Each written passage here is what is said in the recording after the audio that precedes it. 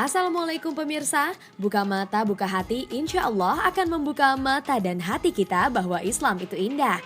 Islam itu karomah dan Islam itu agama rahmatan lil alamin. Hari ini kita akan membahas sang pedang Allah Khalid bin Walid, kejayaan Khalid bin Walid dalam peperangan, serta keteladanan Khalid bin Walid. Di mana semuanya akan kita bahas dengan menarik dan insya Allah syarat akan manfaat. Hanya di Buka Mata, Buka Hati.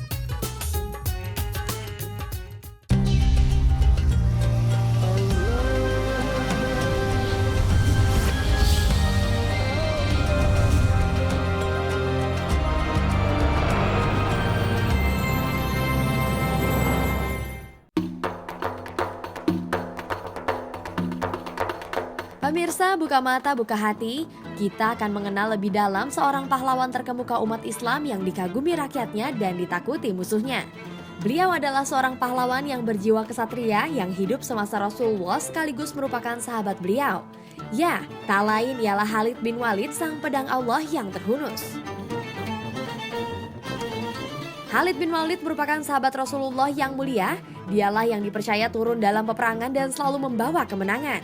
Keberaniannya dalam berperang membuat Rasulullah menjulukinya sang pedang Allah. Namun, tahukah pemirsa, jauh sebelum dia menjadi sahabat Rasulullah, dia merupakan bagian kaum Quraisy yang menentang bahkan memerangi umat muslim? Bagaimanakah kisah selengkapnya? Khalid bin Walid dilahirkan kira-kira 17 tahun sebelum masa pembangunan Islam. Dia anggota suku Banu Makhzum, satu cabang dari suku Quraisy. Ketika Khalid bin Walid menginjak usia remaja, orang-orang Quraisy sedang memusuhi Islam. Mereka sangat anti dan memusuhi penganut-penganut Islam. Islam menjadi bahaya bagi kepercayaan dan adat istiadat orang-orang Quraisy yang sangat mencintai adat kebiasaannya. Sebab itu mereka mengangkat senjata untuk menggempur orang-orang Islam. Menurut kaum Quraisy termasuk Khalid, tunas Islam harus dihancurkan sebelum tumbuh berurat berakar. Khalid bersemangat berdiri di garis paling depan dalam penggempuran terhadap Islam. Ketika Khalid bin Walid beranjak remaja, kaum Quraisy baru saja mengalami kekalahan atas kaum muslim dalam Perang Badar.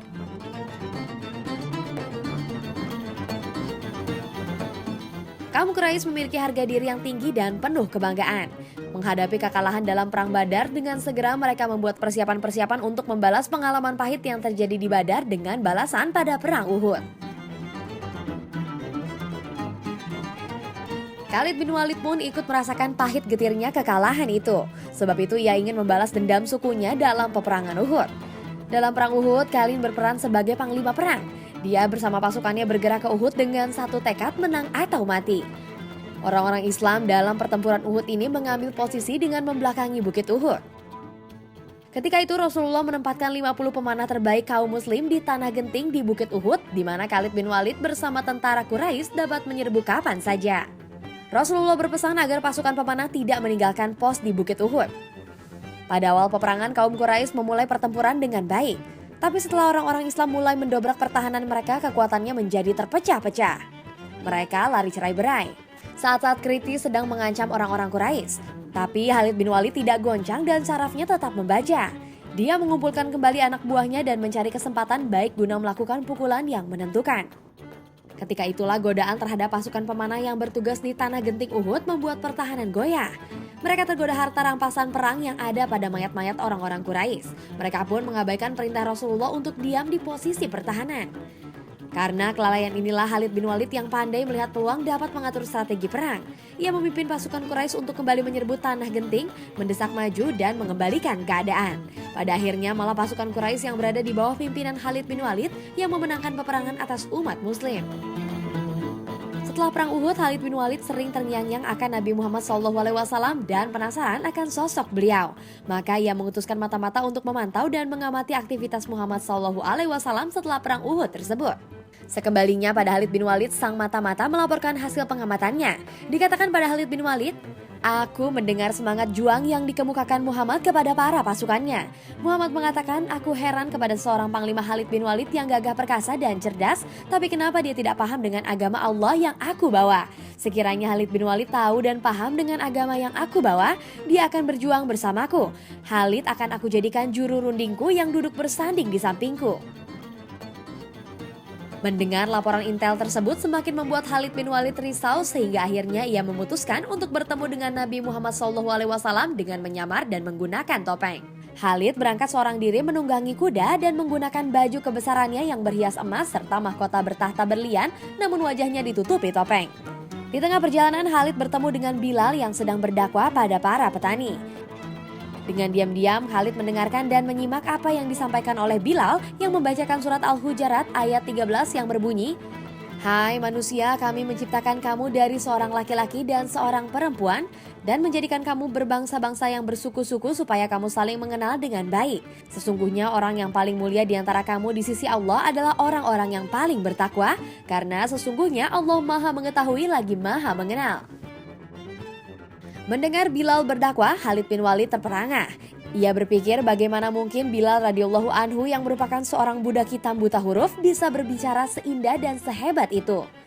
Jika begitu, tentu itu benar perkataan dan firman dari Allah. Namun, gerak-gerik mencurigakan Khalid bin Walid diketahui Ali bin Abi Thalib radhiyallahu anhu yang juga berada di sana. Khalid bin Walid pun membuka topengnya dan berkata bahwa ia datang dengan niat baik untuk bertemu dengan Nabi Muhammad SAW dan menyatakan akan masuk Islam. Wajah Ali yang sempat tegang berubah menjadi berseri-seri. Segeralah ia menyampaikan berita gembira tersebut pada Rasulullah. Mendengar berita yang disampaikan Ali, wajah Rasulullah berseri-seri. Rasulullah menyuruh Ali menjemput Khalid bin Walid untuk menemuinya. Begitu ia datang, Rasulullah langsung memeluknya. "Ya Rasulullah, Islamkanlah saya," kata Walid bin Khalid. Lalu Rasulullah SAW mengajarkan kalimat syahadat kepadanya, maka Khalid bin Walid telah memeluk agama Islam.